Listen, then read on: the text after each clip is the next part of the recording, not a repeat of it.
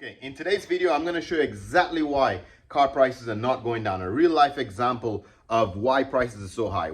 I'm trying to beat on a 2008, a 15-year-old car, Nissan Sentra, and what dealers want for it compared to retail. I'm going to show you a real life example of why the prices are so high. Let's look at it.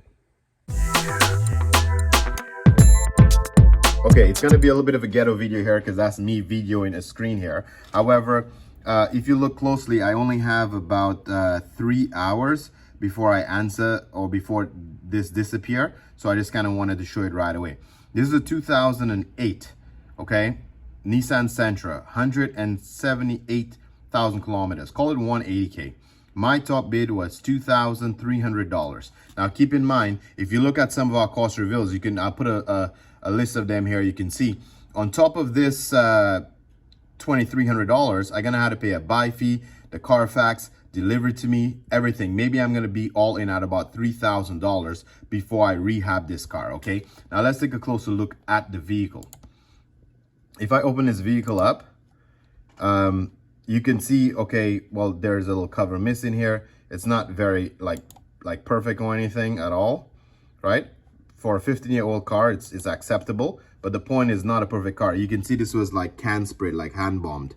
You know, somebody did a shitty paint job on there. So it even disclosing that it was basically painted, okay? You can tell it's not painted well if you just really look at it. That's not dirt. This is just somebody doing a shitty paint job, meaning this is not gonna fetch you top retail if you when you're trying to sell. Okay, so no engine lights on, nothing like that. That look clean. Let's just go a little quicker here. Inside looks okay.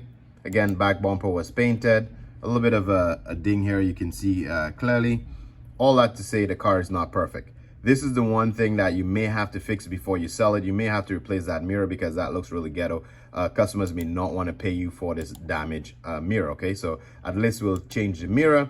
You can sand this, give this a little touch of spray, a little more hand bomb spray because they already put so much can paint all over it. It wouldn't hurt to put a little more there, okay? So the bottom line is, this at the end of where I'm bidding, I would be probably about $3,000 in. And you would say, okay, if I'm $3,000 in, what can I sell this car for? Okay, I'll show you. Let's just move over here to Kijiji, where you're gonna try to sell it. Okay, this guy has over 243,000 K. This is a private sale of 300K. This one has about 129K and he wants about $6,000, okay? Now, based on the condition of, well, I can't say my car yet because they didn't accept the bid yet. Based on the condition of the car I'm bidding on, I would say this is fair. Retail would probably be about $5,000, okay?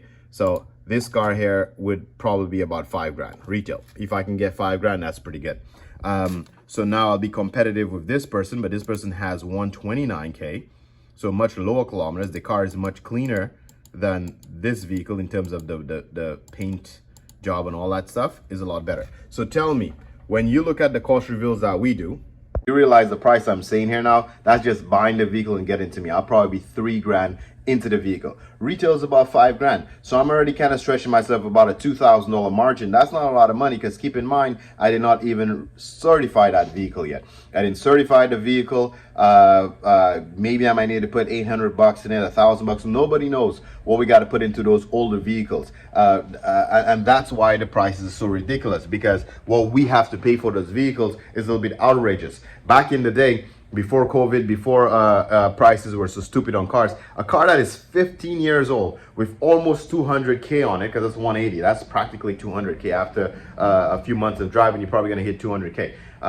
The point is, this is cars I would pay $1,500 for. It's a $1,500 car all day long, okay? And if I were buying this car not at an auction, I go to a dealer and buy a package deal, maybe I'll be paying $1,000 for this shit. But right now, I am bidding $2,300. After fees, I'll be like $3,000 in, and the dealers want more money. Okay, it's a negotiation for trade rev there, and I'm waiting to see if they're going to decline my offer or if they're going to counter me and ask for more money. Most likely, those guys are always, no matter once you're the top bidder, they always ask you for more money, and that's why the market is kind of where it's at. The dealers do not want to get rid of their cars, and that's the big franchise dealers. I don't know if it trickles down from the consumer, if the consumer is making them pay top money in for the trade because they think the car is worth more. or the dealers, the franchise dealers, are just being greedy and trying to hang on to those cars to make us overpay for it. But if we overpay for it, then we're gonna have to try to sell it to you more money. There's no way I can sell this car for $6,000, so I'm not gonna pay them more money. If they want to keep it, they can keep it. But again, this is a real life example of why the prices is still fucked up. Peace.